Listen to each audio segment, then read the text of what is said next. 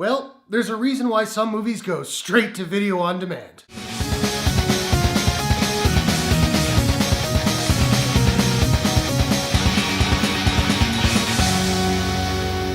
Reprisal is an action crime thriller from director Brian A. Miller and Lionsgate Premiere. The film stars Frank Grillo, Bruch Willis, Johnathon Schaech, and Olivia Culpo. A bank manager haunted by a violent heist that took the life of a coworker teams up with his ex-cop neighbor to bring down the assailant, initiating an explosive counterattack that brings all three men to the breaking point. Let me start by saying that when you see a movie poster with Bruch Willis on it, your natural assumption is he's the main guy. Bruch Willis is not the main guy in this movie. In fact, he doesn't have all that much screen time, which I hate to say is kind of for the best because, much like the last few years, Bruch Willis is not trying at all in this movie. Which sucks, because when he tries, he can be a pretty darn good actor. But you can tell, he was just like, paycheck? Yeah, okay, say this, and okay, cool. Now, Frank Grillo plays the main guy. I thought he did a pretty good job. And I really like Johnathon Schaech as the bad guy. He doesn't have a lot to say in the movie, but I thought his physicality was good. He brought in intensity. I dug him. Now, those two guys being pretty good in the movie is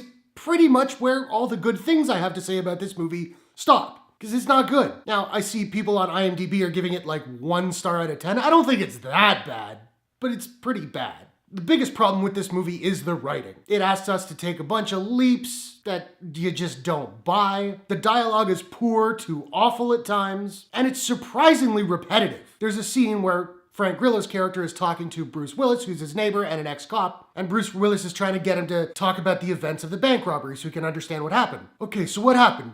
Break it down for me. I don't know, it all happened so fast. Okay, well, what did he look like? I don't know, he was wearing like tactical outfit. All right, well, what did the tactical outfit look like? Break it down for me. Oh, and he used this lock. Well, what did the lock look like? Break it down for me. Stop saying break it down for me.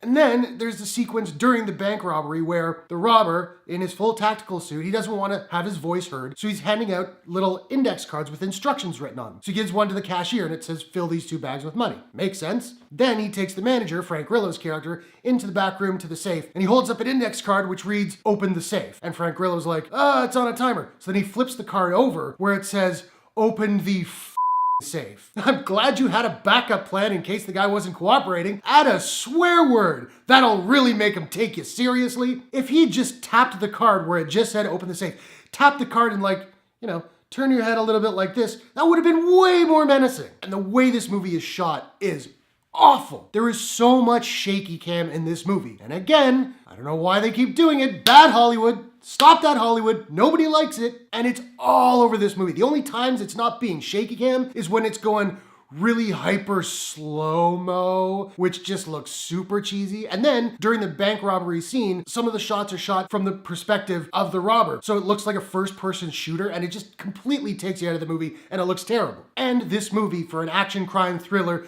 commits the cardinal sin of being boring. I wasn't interested. I didn't care about the characters, so I didn't care about the stakes. The action wasn't particularly interesting or inventive. I will give the movie this. It is paced really well. It's only about an hour and a half, and it moves pretty well. It doesn't get slow. It's not interesting, but it doesn't really slow down. And then there's the ending. I won't spoil anything here, but what happens to the main character in the end? Really? Really? This is how you're gonna end your Okay, all right. Listen.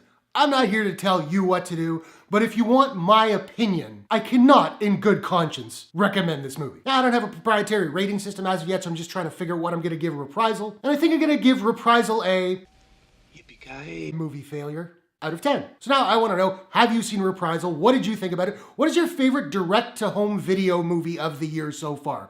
There have been some pretty good ones. Whatever your thoughts, hit the comments below. Let's discuss. If you enjoyed this review, please smash that like button and give it a share if you really enjoyed it. And hey, why not take a second, do me a favor, click subscribe and ring that bell to subscribe to my channel for more movie reviews, entertainment news, trailer reactions, all that good stuff. Thanks very much for watching. I'll see you guys in the next one. Take care.